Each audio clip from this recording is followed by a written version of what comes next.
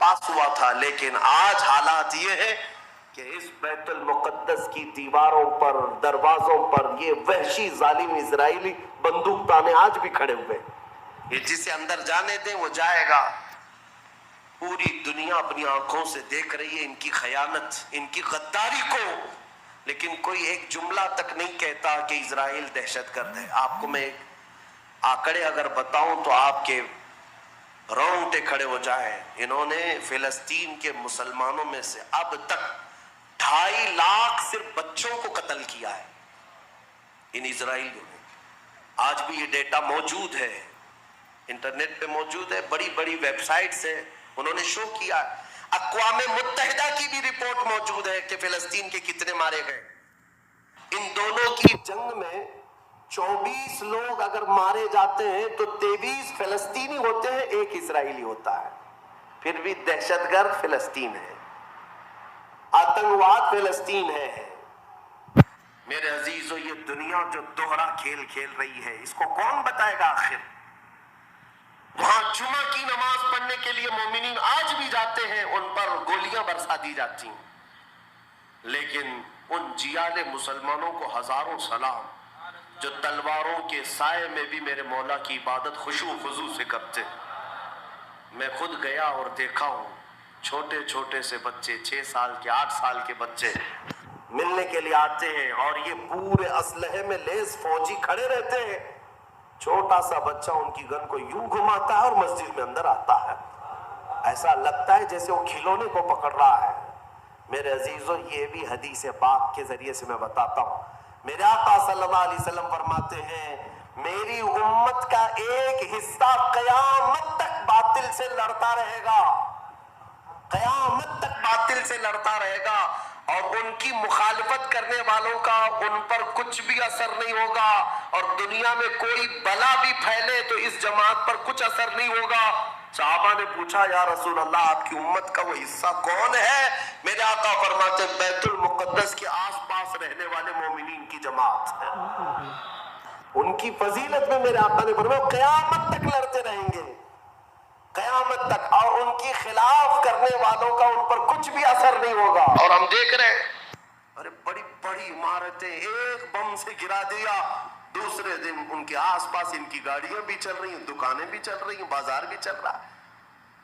کل رات کو فائرنگ ہوئی، 50 لوگ بیت المقدس سے اٹھا کر کے لاشیں لے گئے. دوسرے دن جا کر کے دیکھے تو عصر کے بعد عورتیں اپنے بچوں کے ساتھ روٹیاں سینڈوچ کھاتی ہوئی بیٹھی ہیں.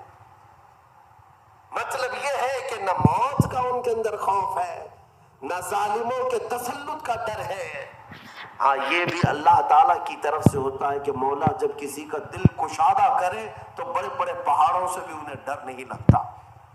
اور ایک حدیث میرے آقا صلی اللہ علیہ وسلم نے فرمایا کہ سید البقاع بیت المقدس، سید الصخرۃ صخرۃ بیت المقدس. حضور نے فرمایا پوری روئے زمین کا سردار جو حصہ ہے وہ بیت المقدس کا حصہ، سردار حصہ. اور گنبدوں میں اگر سردار گنبد ہے تو بیت المقدس کا گنبد ہے، یہ میرے آقا نے فرمایا. اور حضور فرماتے ہیں تم دیکھنا کہ اخیر زمانے میں سارے لوگ اس زمین کی طرف ہجرت کر جائیں گے. جب ایسی ہجرت کا وقت آ جائے حضور فرماتے ہیں فَلْزَمْهُمْ، تم لازم پکڑ لینا اس جماعت کے ساتھ چلے جانا، کیونکہ خیر پوری دنیا میں صرف وہی ہوگا اور کہیں نہیں ہوگا. اور آج جو حالات دیکھ رہے ہیں نا، یہودیوں کا تسلط ہے، ان کا قبضہ ہے. میرے عزیزو چند دنوں کی بات ہے، میں قرآن سے اور حدیث سے، وقت ہوتا تو میں آج چونکہ یہ جمعۃ الوداع ہے اور یوم قدس کے نام سے پوری دنیا آج منا رہی ہے، اس لیے میں نے تمہارے سامنے یہ باتیں رکھی ہیں. بیت المقدس کیا ہے؟ بیت المقدس کے بارے میں میرے آقا صلی اللہ علیہ وسلم نے فرمایا یہ ہمیشہ بھی یہودیوں کے تسلط میں نہیں جائے گا. یہ میرا یقین ہے، دنیا ٹل سکتی ہے مگر میرے مصطفیٰ کا فرمان نہیں ٹلے گا. میرے آقا نے اگر فرمایا ہے تو ہو کر رہے گا. حضور فرماتے ہیں خراسان سے ایک جماعت آئے گی، خراسان سے. خراسان یا افغانستان اور ایران کا کچھ حصہ ہے جس کو پرانے زمانے میں خراسان کہا جاتا تھا. میرے آقا فرماتے ہیں خراسان سے کالے جھنڈے لے کر کے ایک جماعت نکلے گی اور وہ اتنی تیزی سے بڑھتی ہوئی بیت المقدس کی طرف آئے گی کہ دنیا کی کوئی حکومت اور کوئی لعنت ان کا راستہ نہیں روک سکے گی، اور وہ جھنڈے سیدھے لا کر بیت المقدس پر گاڑ دیں گے۔ تنصب بإیلیا، میرے آقا فرماتے ایلیا یہ بیت المقدس کی سرزمین کو کہتے ہیں، جھنڈے وہاں گاڑ دیے جائیں گے۔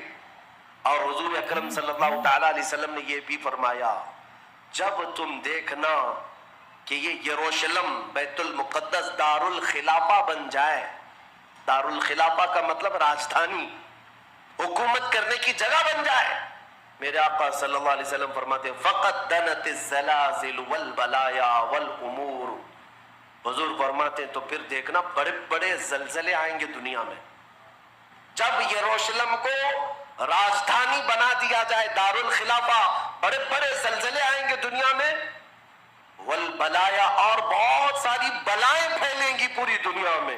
یہ وائرس یہ کنٹینیو آئیں گے، یہ مت سمجھنا کورونا چلا گیا، ہاں یہ سب اب کنٹینیو آنے والی ہیں بلائیں، پوری دنیا میں بلائیں پھیل جائیں گی، اور اتنے بڑے بڑے معاملات ہوں گے جن کو تمہارے کانوں نے سنا نہیں ہوگا۔ حضور نے فرمایا، اور یہ دار الخلافہ سے کیا مراد ہے؟ محدثین نے اس میں الگ الگ بحثیں کی ہیں، لیکن میں آپ کو بتاؤں 2017 میں، ابھی 3-4 سال پہلے کی بات ہے، 5 سال پہلے، ان یہودیوں نے اپنی راجدھانی ڈکلیئر کر دی، یروشلم ہے، بیت المقدس ہماری راجدھانی ہے، اور سارے سفارت خانے جتنے بھی ایمبیسی ہیں انہوں نے سب وہاں پر منتقل کرنا شروع کر دیا، اور بیت المقدس کی سرزمین کو اپنا کیپٹل سٹی بنانے کا اعلان کر چکے۔ اور میرے آقا کی حدیث صادق آ رہی ہے، جب وہ راجدھانی بنے گی اب بڑے بڑے زلزلے ہوں گے، اور پوری دنیا میں بلائیں پھیلیں گی، اور بڑے بڑے معاملات ہوں گے، اور پھر اس کے بعد میرے آقا صلی اللہ علیہ وسلم فرماتے ہیں ایک دور ایسا آئے گا کہ اللہ ان کو ذلیل و رسوا کر کے اس زمین سے نکالے گا، اور ایک امام برحق کے جھنڈے تلے مومنین جمع ہوں گے۔ پوچھا گیا وہ امام برحق کون ہوگا؟ میرے آقا فرماتے ہیں وہ میری اولاد میں سے ہوگا، اس کا نام میرے نام پر ہوگا، اس کے باپ کا نام میرے باپ کے نام پر ہوگا، اور اللہ اس کو امام مہدی کی شکل میں بھیجے گا۔